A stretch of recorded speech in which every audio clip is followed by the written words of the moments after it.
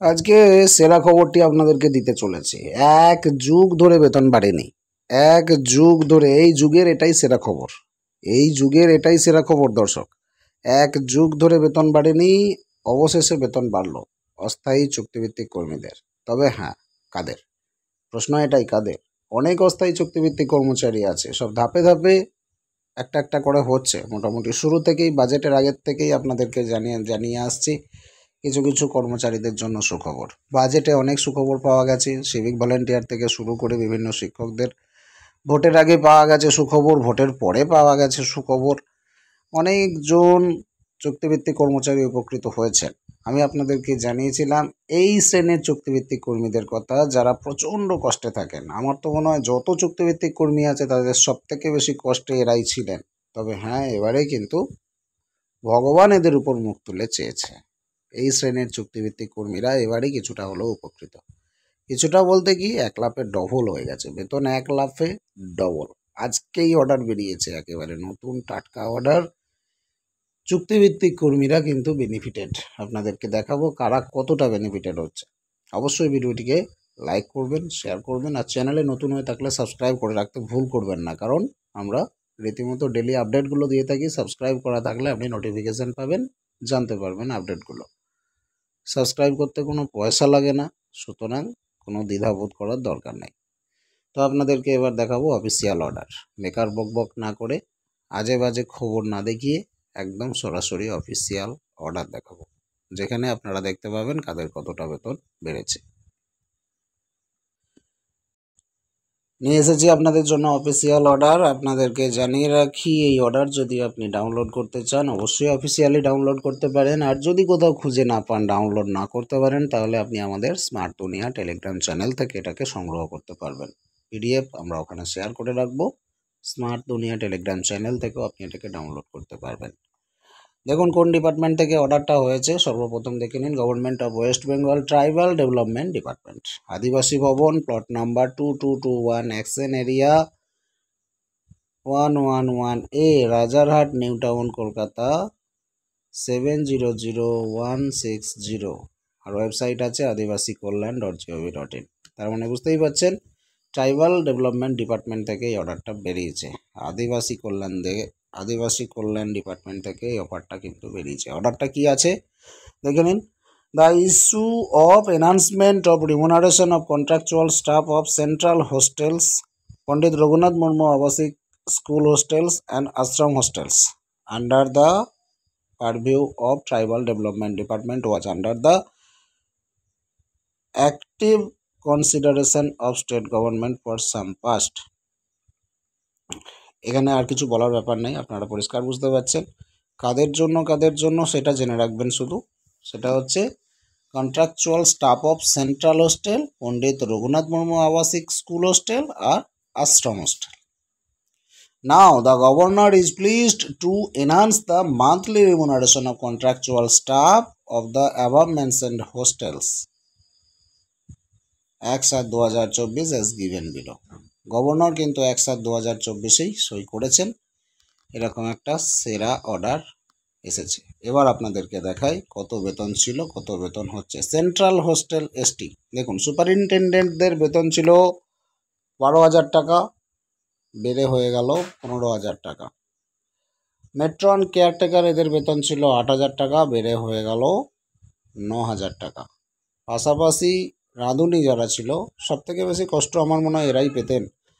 হ্যাঁ, দুবেলা 100 জনের রান্না করা, 3500 টাকা বেতনে খুব চাপে ছিলেন এনারা। এদের দেখুন ডবল হয়ে গেছে বেতন, 1 লাফের ডবল। দারোয়ান কাম নাইট গার্ড 3,500 টাকা বেতন ছিল, হয়ে যাচ্ছে 6,000। হেল্পার 2500 টাকা বেতন ছিল, হয়ে যাচ্ছে 5,000, মানে ডবল। তবে হ্যাঁ, মেট্রন আর সুপারিনটেন্ডেন্ট বা কেয়ারটেকার আর সুপারিনটেন্ডেন্ট এদের বেতন বিশেষ বাড়েনি। তুলনামূলকভাবে এদের বেতন খুবই কম বেড়েছে। সুপারিনটেন্ডেন্টদের বেতন মাত্র 12,000 থেকে 15,000 হয়েছে, আর কেয়ারটেকার বা মেট্রনদের বেতন মাত্র 8,000 থেকে 9,000 হয়েছে। একটা জায়গা মোটামুটিভাবে তৈরি করেছে। যেহেতু বাড়তে শুরু করেছে, ভবিষ্যতে আশা করা যায় বাড়বে, কারণ এদের অবস্থা এতটাই খারাপ ছিল। দীর্ঘ 1 যুগ ধরে 12 বছর 14 বছর ধরে এদের বেতন বাড়েনি, এক যুগেরও বেশি সময় ধরে এদের বেতন বাড়েনি, কিছুটা হলেও তো বাড়লো। এবার যেহেতু বাড়তে শুরু করেছে, আশা করা যায় বারবার বাড়বে, কারণ এদেরকে সরকার এতদিন কোনো ক্যাটাগরির মধ্যেই ফেলতো না, হিসেবে দেখতো না, চোখে এদের কষ্টগুলো জানতে পারতো না সরকার। এবার যখন বাড়াতে শুরু করেছে, আস্তে আস্তে বাড়তে থাকবে, এটা আশা করা যায়। আচ্ছা, সেন্ট্রাল হোস্টেলের এই কাঠামোটা আপনারা দেখলেন, এবার জানতে হবে যে আশ্রম হোস্টেলের কাঠামোটা কি। অনস্ক্রিনে আপনি দেখতে পাচ্ছেন আশ্রম হোস্টেলে কি পরিমাণ বেতন বাড়ানো হয়েছে। সুপারিনটেন্ডেন্টদের বেতন 6,000 এক্সিস্টিং ছিল, 10,000 হচ্ছে। কুকদের বেতন ছিল এক্সিস্টিং 3,500, হচ্ছে 7,000। হেল্পারদের বেতন ছিল 2,500, হচ্ছে 5,000। এটা কিন্তু জুলাই থেকে হচ্ছে, 1/7/2024। খুব ভালোভাবে জেনে রাখবেন, 1/7/2024 থেকে বেতন বৃদ্ধি। আচ্ছা, পণ্ডিত রঘুনাথ মুর্মু আবাসিক হোস্টেল যেগুলো আছে, PRMAS হোস্টেল, PRMAS হোস্টেলদের সুপারিনটেন্ডেন্টদের বেতন এক্সিস্টিং হচ্ছে 12,000, হয়ে যাবে 15,000। কেয়ারটেকার মেট্রনদের বেতন 8,000, হচ্ছে 9,000। কুকদের বেতন হচ্ছে 3,500 থেকে 7,000। দারোয়ান কাম নাইট গার্ড DCNG বেতন হচ্ছে 3,500 থেকে 6,000 টাকা। হেল্পারদের বেতন হচ্ছে 2,500 থেকে 5,000 টাকা। মানে যেগুলো সেন্ট্রাল হোস্টেল আর যেগুলো পণ্ডিত রঘুনাথ মুর্মু হোস্টেল, কাঠামোটা পুরোপুরি সেম। আর আশ্রম হোস্টেলটা, এগুলো স্কুল অ্যাটাচ হোস্টেল হওয়ায় এদের বেতনটা খুবই কমই ছিল। সুপারিনটেন্ডেন্টদের বেতন ছিল 6, যাক সেটা একটু বাড়িয়ে করেছে 10। কুকদের আর হেল্পারদের বেতনটা same as Pandit Raghunath Murmu hostel আর সেন্ট্রাল হোস্টেল।